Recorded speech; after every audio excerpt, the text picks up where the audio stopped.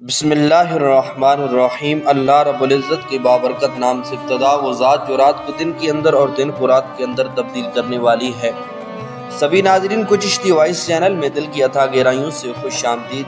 کیسے ہیں آپ سب؟ امید ہے سب خیر و عافیت سے ہوں گے۔ اللہ رب العزت کی ذات آپ سب کو ایسے ہی خیر و عافیت کے ساتھ رکھے۔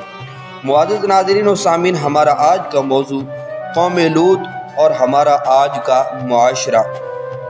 تو موضوع کی جانب بڑھنے سے پہلے اگر آپ نے ہمارے چینل کو سبسکرائب نہیں کیا تو چینل کو سبسکرائب کر دیجئے اور بیل آئیکن کو دبا دیجئے تاکہ آپ کی اور ہماری محبت کا یہ سلسلہ یوں ہی استوار رہے۔ تو چلیے چلتے ہیں اپنے موضوع کی جانب۔ ہم جنس پرست سب سے زیادہ بے حیا قوم لوط علیہ السلام قوم تھی۔ یہ عورتوں کو چھوڑ کر مردوں میں دلچسپی رکھتے تھے، خاص کر مسافروں سے کوئی خوبصورت لڑکا ہوتا تو یہ لوگ اسے اپنا شکار بنا لیتے۔ زالبوت میں لکھا ہے کہ اہل سدوم اپنی روزمرہ کی زندگی میں سخت ظالم، دھوکہ باز اور بد معاملہ تھے۔ کوئی مسافر ان کے علاقے سے بخیریت نہیں گزر سکتا تھا، کوئی غریب ان کی بستیوں سے روٹی کا ایک ٹکڑا نہ پا سکتا تھا۔ کئی مرتبہ ایسا ہوتا تھا کہ باہر کا آدمی ان کے علاقے میں پہنچ کر فاقوں سے مر جاتا تھا اور یہ لوگ اس کے کپڑے اتار کر اس کی لاش کو برہنہ دفن کر دیتے۔ اپنی وادی کو انہوں نے ایک باغ بنا رکھا تھا جس کا سلسلہ میلوں تک پھیلا ہوا تھا۔ اس باغ میں وہ انتہائی بے حیائی کے ساتھ اعلانیہ بدکاریاں کیا کرتے تھے۔ حضرت لوط علیہ السلام نے انہیں توحید کی دعوت دی اور بدکاری کے اس گناہونے عمل سے توبہ کرنے کا حکم دیا۔ حضرت لوط نے کہا کہ تم یہ کیوں کرتے ہو؟ کیا تم عورتوں کو چھوڑ کر لذت حاصل کرنے کے لیے مرد کی طرف مائل ہوتے ہو؟ حقیقت یہ ہے کہ تم احمق لوگ ہو۔ تو پھر حضرت لوط اہل سدوم کو دن رات واعظ و نصیحت کیا کرتے تھے، لیکن اس قوم پر اس کا کوئی اثر نہ ہوا، بلکہ وہ بد نصیب بہت فخریہ انداز میں یہ کام کرتے تھے۔ انہیں حضرت لوط کا سمجھانا بھی برا لگتا تھا، لہذا انہوں نے صاف صاف کہہ دیا کہ اگر تم ہمیں اس طرح بھلا کہتے رہے اور ہمارے کاموں میں مداخلت کرتے رہے تو ہم تمہیں اپنے شہر سے نکال دیں گے۔ حضرت لوط علیہ السلام نے نصیحت و تبلیغ کا سلسلہ جاری رکھا، لہذا ایک دن اہل سدوم نے خود ہی عذاب الہی کا مطالبہ کر دیا۔ اللہ تعالیٰ نے اب تک ان کے لیے اس بدترین عمل فحاشی اور بدکاری کے باوجود ڈھیل دے رکھی تھی، لیکن جب انہوں نے حضرت لوط علیہ السلام سے ایک دن کہا کہ اگر تم سچے ہو تو ہم پر عذاب الہی لے آؤ، لہذا ان پر عذاب الہی کا فیصلہ ہو گیا۔ اللہ تعالیٰ نے اپنے خاص فرشتوں کو دنیا کی طرف روانہ کر دیا۔ یہ فرشتے دراصل حضرت میکائیل اور حضرت جبرائیل علیہ السلام تھے۔ پھر یہ فرشتے حضرت لوط علیہ السلام کے گھر تشریف لے آئے۔ حضرت لوط نے جب ان خوبصورت اور نو عمر لڑکوں کو دیکھا تو سخت گھبراہٹ اور پریشانی میں مبتلا ہو گئی۔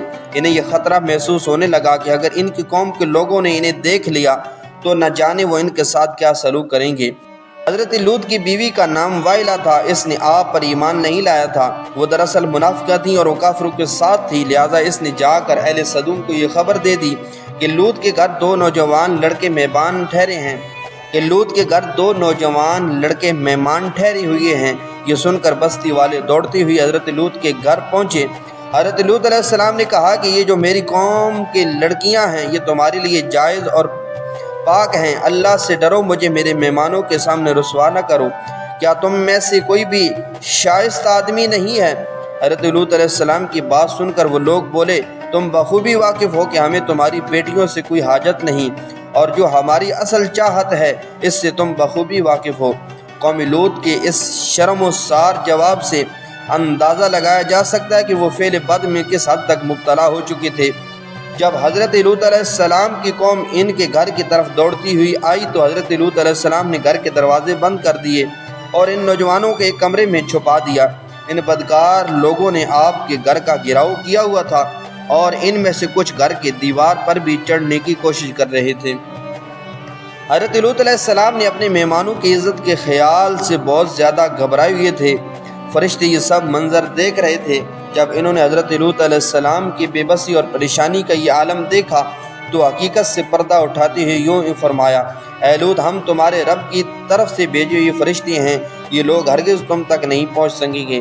ابھی کچھ رات باقی ہے تو آپ اپنے گھر والوں کو لے کر چلیے اور تم میں سے کوئی شخص پیچھے مڑ کر نہ دیکھے۔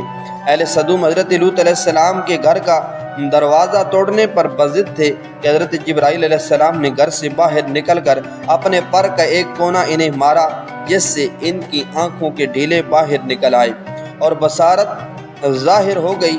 یہ خاص عذاب ان لوگوں کو پہنچا جو حضرت لوط علیہ السلام کے پاس بدنیتی سے آئے تھے۔